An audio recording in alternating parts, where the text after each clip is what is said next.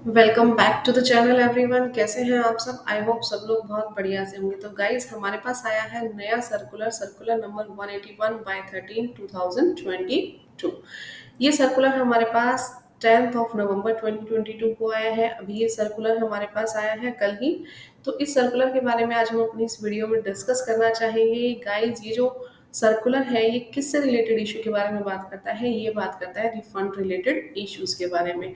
तो जो रिफंड से रिलेटेड जो क्वेरीज थी उसके ऊपर क्लैरिफिकेशन जो है डिपार्टमेंट के थ्रू प्रोवाइड की गई है इस सर्कुलर के अंदर।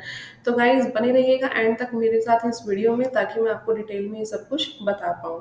तो गाइज, अगर अभी तक आपने मेरी इस चैनल को सब्सक्राइब नहीं किया है तो प्लीज़ चैनल को सब्सक्राइब करना और वीडियो को लाइक करना मत भूलना। तो ये जो सर्कुलर है, इस सर्कुलर के अंदर हमारे पास किस सेक्शन के बारे में बात की है? सेक्शन 54 सबसेक्शन 3 के बारे में। As you know, section 54 subsection 3 refund के बारे में बात करता है। ठीक है, तो रिफंड का जो इन्वर्टेड ड्यूटी स्ट्रक्चर है उसके बारे में इसमें बात की जाती है। सबसे पहले तो ये समझिए कि इन्वर्टेड ड्यूटी स्ट्रक्चर क्या है। देखिए, जब हमारे पास इनपुट के ऊपर तो हायर टैक्स लगे, लेकिन आउटपुट के ऊपर उससे कम टैक्स लगे। फॉर एग्जाम्पल, आपकी जो इनपुट्स है, इनपुट्स के ऊपर टैक्स कितना लगता है? 18%। आपने जो परचेज किया, परचेज के ऊपर 18% टैक्स लगता है। लेकिन जो चीज़ आप सेल कर रहे हैं, सेल के ऊपर आपका टैक्स फॉर एग्जाम्पल 5% या 12% लगता है। क्लियर? तो आपका कुछ ना कुछ बैलेंस तो पेंडिंग रहेगा आईटीसी का। तो इसे हम क्या कहते हैं? Inverted duty structure. Clear everyone? ठीक है जी। आगे हम बात करेंगे सब रूल 5 ऑफ रूल 89। ये हमारे पास क्या बताता है? रूल 89 सब रूल 5 हमारे पास बताता है formula for grant of refund. ठीक है, जो फॉर्मूला है रिफंड देने का, उस फॉर्मूले के बारे में कहाँ बात होती है? रूल 89 सब रूल 5 में। लेकिन हमारे पास एक नोटिफिकेशन आई थी, नोटिफिकेशन 14 डिवाइडेड बाय 2022। तो ये जो नोटिफिकेशन आई थी 14 बाय 2022, ये आई थी हमारे पास 5 जुलाई 2022 को। इसमें क्या हुआ था? अमेंडमेंट की गई थी फॉर्मूले में। जो हमारे पास रूल 89 सब रूल 5 के अंदर देखिए फॉर्मूला दिया हुआ है, उस फॉर्मूले के अंदर क्या हुई थी? अमेंडमेंट हुई थी। क्लियर? तो एक तो हम इस बारे में बात करेंगे। दूसरा, हमारे पास एक और नोटिफिकेशन आई थी, नोटिफिकेशन नंबर 9 बाई 2022। कब आई थी? 13/7/2022 से। लेकिन आई 13/7/22 को थी, पर इफेक्टिव हुई थी 18/7/22 से। अब इसमें क्या बताया गया था? इसमें ये बताया गया था कि जितना आपका अनयूटिलाइज्ड आईटीसी है इन्वर्टेड ड्यूटी स्ट्रक्चर के बेस पे, तो उसके अंदर जो चैप्टर 15 और चैप्टर 27 की जो आइटम्स है ना, वो हम इंक्लूड नहीं करेंगे। क्लियर? यानी इनके ऊपर वो नहीं मिलेगा आईटीसी। मेरी बात समझ में आई? यानी दो चेंजेस हुए थे हमारे पास इन्वर्टेड ड्यूटी स्ट्रक्चर से रिलेटेड। एक तो 89 रूल सब रूल 5 के अंदर हमारे पास फॉर्मूला चेंज कर दिया गया था। ये हमारे पास कब हुआ था? 5 जुलाई 2022 की नोटिफिकेशन में। और इसके बाद 13 जुलाई 2022 की जो नोटिफिकेशन आई उसके अंदर ये बताया गया कि चैप्टर 15 और 27 के आइटम्स इसमें नहीं लेनी। रिफंड से रिलेटेड ये दो इश्यूज हमारे पास, दो नोटिफिकेशन हमारे पास आए थे। अब कंफ्यूजन कहाँ थी? कंफ्यूजन ये है कि ये जो फॉर्मूला हमारे पास चेंज हुआ रूल 89 सब रूल 5 का, ठीक है, 5/7/22 को हुआ। क्लियर?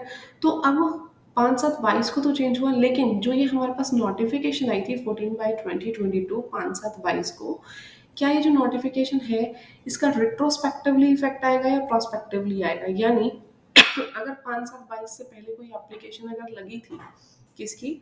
रिफंड की, तो जो रिफंड की एप्लीकेशन लगी है उस टाइम पे और वो पेंडिंग है 5/7/22 को, तो क्या उसके ऊपर भी वो इफेक्टिव होगी?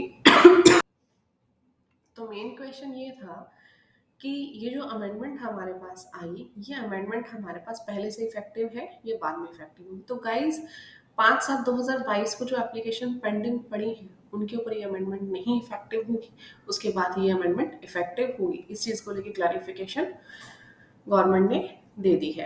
अब मैं आपको ये बता दूं, रूल 89 का फॉर्मूला भी हम लोग देख लेते हैं कि क्या फॉर्मूला है। अगर आप देखना चाहें तो हम आते हैं सब रूल 5 पे। देखिए, मैक्सिमम रिफंड अमाउंट देखिए सब रूल 5 है, हमें बताई हुई है। जितने भी टर्नओवर आई इन्वर्टेड रेटेड सप्लाई की into net ITC, aggregate turnover को इससे डिवाइड किया हमने, माइनस में tax payable on inverted rated supply of goods and services, जो भी उसका टैक्स आया, into net ITC upon ITC availed on input and input services. ये हमारे पास रूल 89 सब रूल 5 है। ठीक है, आगे हम देखेंगे जो हमारे पास नेक्स्ट नोटिफिकेशन की बात कर रहा था, कौन सी नोटिफिकेशन नंबर 9/2022, ये कब आई थी? 13/7/2022 को, विच वॉज इफेक्टिव फ्रॉम 18/7/2022। अभी हमने पीछे डिस्कस किया। अब मेन चीज क्या है कि 18/7/2022 से पहले अगर कोई एप्लीकेशन लगी थी, लेकिन अभी वो पेंडिंग है। 18/7/2022 से पहले एप्लीकेशन लगी, लेकिन वो एप्लीकेशन अभी तक क्लियर नहीं हुई है, वो क्या है, अभी तक पेंडिंग में है। तो क्या इनके ऊपर वो नोटिफिकेशन अप्लाई होगी?